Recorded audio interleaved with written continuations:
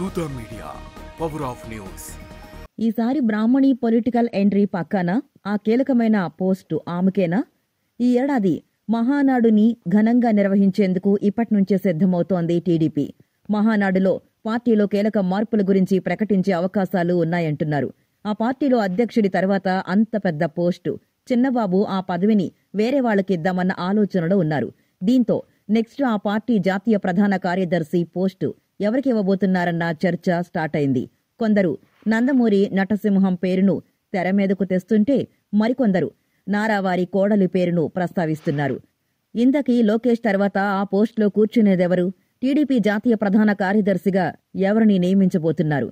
ప్రాంతీయ పార్టీగా ఏర్పడి ఎన్నో ఆటుపోట్లు ఎదుర్కొని జాతీయ పార్టీగా పేరు తెచ్చుకుంది టీడీపీ. ఆ పార్టీ జాతీయ అధ్యక్షుడిగా చంద్రబాబు, జాతీయ ప్రధాన కార్యదర్శిగా నారా లోకేష్, ఏపీ టీడీపీ అధ్యక్షుడిగా పల్లా శ్రీనివాసరావు కొనసాగుతున్నారు. అయితే లోకేష్ ఈ మధ్య ఇచ్చిన ఓ స్టేట్మెంటు ఇప్పుడు కొత్త చర్చకు దారితీస్తోంది. కీలకమైన ఆ పదవిని ఎవరికి అప్పగిస్తారు? ఒక పోస్టులో ఒక వ్యక్తి 3 సార్లు ఉండొద్దనేది తన అభిప్రాయం ఉన్న లోకేష్ టీడీపీ జాతీయ ప్రధాన కార్యదర్శి పోస్టును మరొక నేతకిస్తామని చెప్పారు. 10 సంవత్సరాలకు పైగా పార్టీ జాతీయ ప్రధాన కార్యదర్శిగా కొనసాగుతున్న ఆయన తన స్థానానికి రాజీనామా చేస్తే కీలకమైన ఈ పదవిని ఎవరికి అప్పగిస్తారన్న చర్చ ఉంది.